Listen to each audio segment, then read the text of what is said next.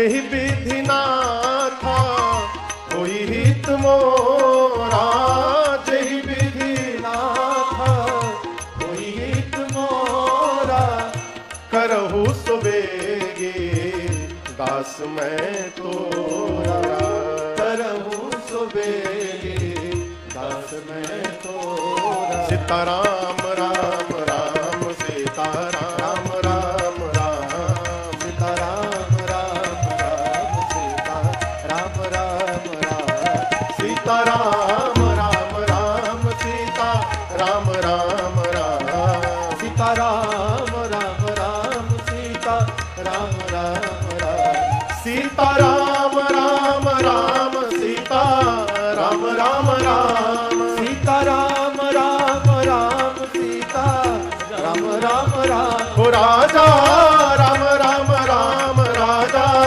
राम राम राम, राजा राम राम राम राजा राम राम राम, सीताराम राम राम सीताराम राम राम, सीताराम राम राम सीताराम राम राम, सीताराम राम राम सीताराम राम राम, सीताराम राम राम सीताराम राम राम, सीताराम राम राम सीताराम राम राम, सीताराम राम राम सीताराम राम राम। माता रामो मत पिता रामचंद्र, स्वामी रामो मत सखा रामचंद्र, सर्वस्वं मे रामचंद्रो दयालु, नरं जाने नैव जाने न जाने। बंदों श्री तुलसी के चरण, जिन कीन्ह्यों जग का, कलि समुद्र बूढ़त लख्यों, प्रगट्यों सत जहां। सिया राम मय सब जग जानी, करहूं प्रणाम जोरी जोग पानी।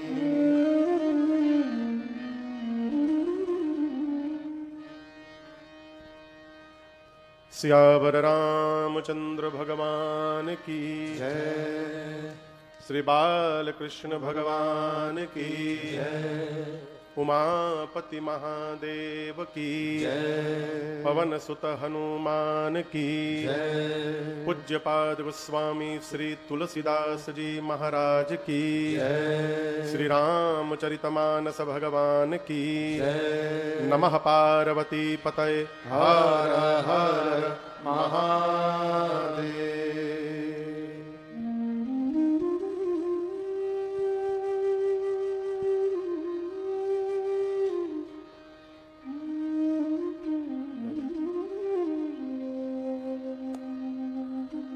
अनंत कोटि ब्रह्मांड नायक, अकारण करुणा वरुणालय परात्पर ब्रह्म भगवान श्री सीताराम जी के चरणों में बारंबार वंदन। देवादिदेव भगवान महादेव मां अन्नपूर्णा एवं श्री हनुमान जी महाराज के चरणों में साष्टांग दंडवत। प्रातः स्मरणीय परम पूज्यपाद गोस्वामी श्री तुलसीदास जी महाराज के चरणों में बारंबार वंदन। देवभूमि उत्तराखंड, जिसके इस देहरादून सिलाकुई में श्री राम सेवा मंडल संस्था के तत्वावधान में आयोजित ये 9 दिवसीय श्री राम कथा महोत्सव, जिसमें हम और आप कथा श्रवण करते करते आज 9वें सत्र विश्राम सत्र में यहाँ पर सभी लोग उपस्थित भए हैं। आज के यजमान परिवार समिति के समस्त सदस्यगण श्रीमान नित्यानंद पांडे जी, श्रीमान भागमल बंसल जी, श्रीमान संजीव सोंधी जी, जय बोले, श्रीमान योगेश शर्मा जी, श्रीमान गयादत्त शुक्ल जी, श्रीमान राजेंद्र चौहान जी, श्रीमान अश्विनी नारायण जी, श्रीमान विनोद कश्यप जी, श्रीमान संजीव गुप्ता जी, श्रीमान अमरीक चौधरी जी, श्रीमान संजय त्यागी जी, श्रीमान नंदलाल बेनीवाल जी, श्रीमान आनंदपाल जी, मीडिया प्रभारी श्रीमान मनोज शर्मा जी, श्रीमान निरंजन शर्मा जी, श्रीमान सुमित चौधरी जी, श्रीमान पुनीत अग्रवाल जी एवं श्रीमान गौरव गुप्ता जी, पूरा समिति पूरे परिवार के साथ ठाकुर जी का वंदन पूजन किए। आसपास दूर से आए आप समस्त कथा के रसिक श्रोता बंधु माताएं बहनें, आप सभी लोगों को मेरा सादर जय सिया राम। जय सिया राम। और तनिक ऊर्जा से कहिए जय सिया राम। जय सिया राम। कल कथा कहां विराम ली थी? हाँ, चातुर्मास। भगवान बाली को गति देने के बाद भगवान प्रवर्षण पर्वत पर चातुर्मास बिता रहे हैं। और सुग्रीव से राम जी ने कहा था कि जितने दिन मैं चातुर्मास में रहूंगा उसी बीच में आप सीता जी का पता लगा लेना, ठीक ना? लेकिन आपको सुनकर आश्चर्य लगेगा, राम जी का कार्य तो छोड़िए, सुग्रीव राम जी को ही भूल गए। ये प्रसंग कहता है जीवन में जब मनुष्य सब प्रकार से सुखी हो जाता है तो वो सबसे पहला जो कार्य करता है भगवान का विस्मरण। हमारे महाराज श्री हमसे कहते हैं, बाबू भगवान से प्रार्थना करते रहना कि प्रभु जीवन में थोड़ा अभाव बना रहे। क्यों? जब तक अभाव रहता है तब तक भगवान को याद करने का स्वभाव बना रहता है। ऐसे भगवान कहां याद आवत है? सुग्रीव भूल गए भगवान को। चातुर्मास बीता, रघुनाथ जी को आया क्रोध, निकाले धनुष बाण, बोले लक्ष्मण सब कुछ मिला उसको और मुझे ही भूल गया। जेहि सायक मारा मैं बाली, जिस बाण से मैंने बाली को मारा था तेही सर हटाऊं मूढ़ कहा काली। अब इस चौपाई का दो पहलू मैं आपको दिखा रहा हूं। एक तो सीधा सीधा अर्थ है, भगवान कहते हैं जिस बाण से मैंने बाली को मारा था उसी बाण से मैं कल मारूंगा सुग्रीव को, तेही सर हटाऊं मूढ़ कहा काली। लेकिन इसके भीतर एक विशेष अर्थ है। भगवान कहते हैं भूल गया मुझे। लक्ष्मण भैया बोले भैया भूल गया तो मारिए चलकर उसको, तुरंत मारिए। राम जी बोले लक्ष्मण मार तो सकता हूं, लेकिन जिस बाण से मैंने बाली को मारा था यदि मैं उसी बाण से सुग्रीव को मार दूंगा तो कल ये जगत मुझे मूढ़ कहेगा, मूढ़ कहा काली। क्यों? सुग्रीव मेरा सखा है। और ये सूत्र कहता है प्रसंग का कि संबंध बन जाने के बाद उसका निर्वाह करना चाहिए, अपनी ओर से निर्वाह करना चाहिए, अच्छा है चाहे बुरा है। लक्ष्मण जी कहे प्रभु आप नहीं मार सकते हैं, आप रुकिए, मैं जाता हूं, मैं मार के आता हूं। जैसे लक्ष्मण जी चलने को तैयार भय, राम जी हाथ पकड़ लिए, कहे नहीं मारिएगा मत, सुग्रीव मेरा सखा है, केवल जाइए और भय दिखाकर उनको ले आइए। ये प्रसंग संबंध में भय होना भी बहुत आवश्यक है। भय यदि ना होना तो मनुष्य स्वतंत्र नहीं होता है, स्वच्छंद हो जाता है। और फिर कैसा भी जीव क्यों ना हो उसको रावण बनने में विलंब लगने वाला नहीं है यदि जीवन में किसी का भय ना हो तो। रावण को भय नहीं है किसी का। राम जी बोले केवल जाओ उसको डरा धमका करके लेकर आओ। लक्ष्मण जी गए, सुग्रीव को पकड़ कर ले आए। आकर सुग्रीव ने क्षमा याचना की है भगवान से। भगवान बोले कोई बात नहीं, अब उसे काम करो, सीता जी का पता लगाओ। सुग्रीव ने कपियों को बुलाया, बुलाकर कहा कि आप लोग पूरब जाइए, पश्चिम जाइए, उत्तर दिशा में जाइए, जाकर के सीता जी का पता लगाइए। और दूसरी बात, पता लगाने जाना है लेकिन 1 महीने में ही लौट कर वापस आना है। ये नहीं कि आप पता लगाने गए और फिर बाद में हमको आपका पता लगाना पड़े कि आप कहां गए। इसलिए 1 महीने में आना है। और दूसरी शर्त, खाली हाथ तो आने का सोचिएगा मत। ये नहीं कि गए पता लगाने और 1 महीना मसूरी में आराम करके चले आए, बोले मिली नहीं सीता जी, यही सब चलबे ना। एखाने खाली हाथ नहीं आना है, पता लगा कर ही लौटना है 1 महीने में। और याद रहे, जो भी खाली हाथ लौटेगा वो आने के साथ ही मेरे हाथ द्वारा मार दिया जाएगा।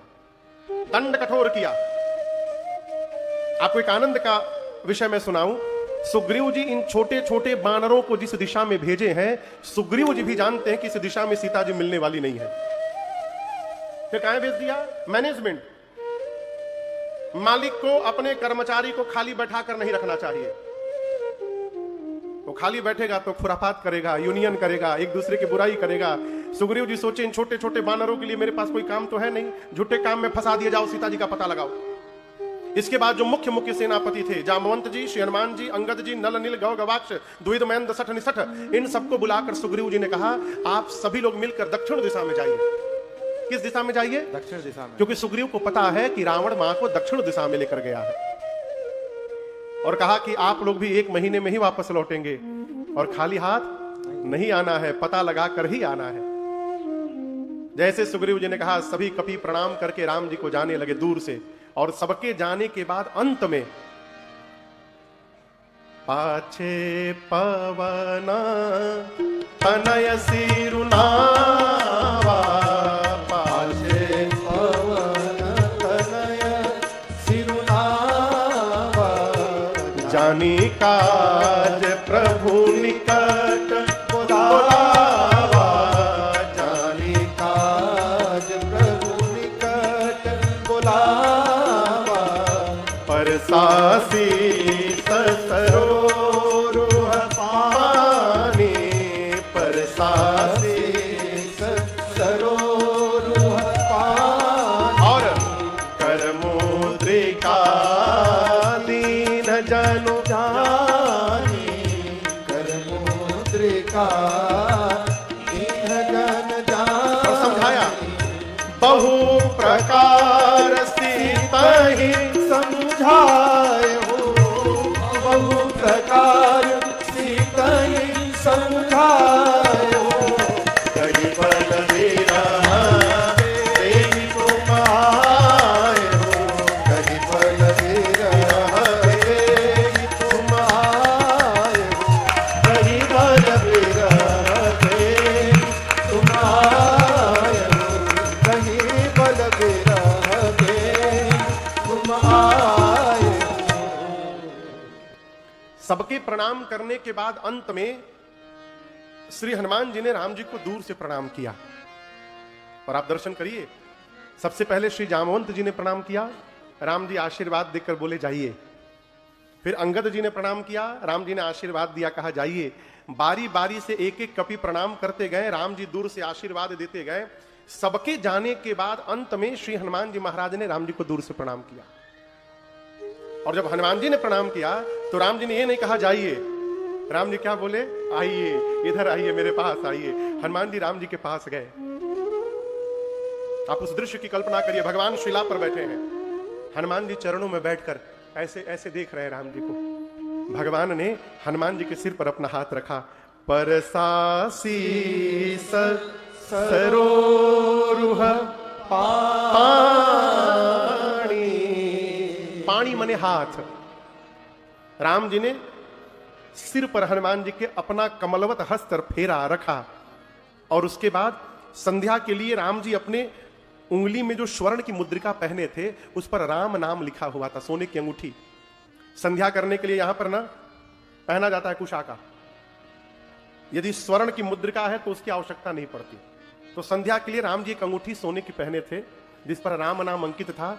राम जी उसको निकाल करके हनुमान जी को दिए और कहे, हनुमान इसको ले जाकर जैसे आप जानकी को दीजिएगा ना, वो समझ जाएंगे कि आपको मैंने भेजा है।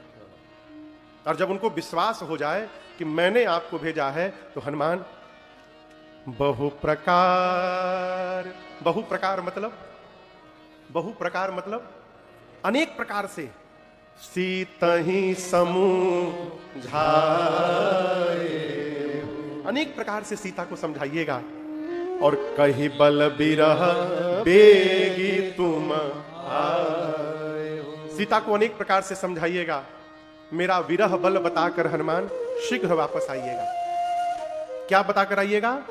विरह बल, उनके वियोग में मैं किस प्रकार जी रहा हूं ये बता करके आइएगा। किसको कहा राम जी ने? श्री हनुमान जी को। अब आप दर्शन करिए, भगवान ने हनुमान जी को कितना दुरूह कार्य सौंपा है। एक पत्नी का वियोग क्या होता है ये हनुमान जी क्या जानेंगे? वो तो बाल ब्रह्मचारी है? पत्नी से दूर जाने पर कैसा लगता है ये हनुमान जी क्या बताएंगे? और राम जी ने हनुमान जी को यह भी नहीं बोला कि आप ये वाक्य बोलिएगा।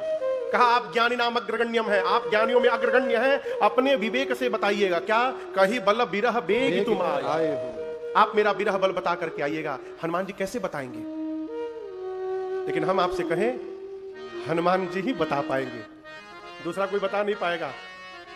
क्यों महाराज?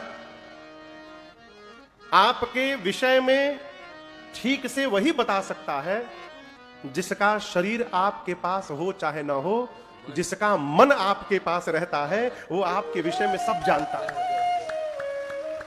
कई लोग शरीर से पास रहते हैं, मन से बहुत दूर रहते हैं। कई लोग शरीर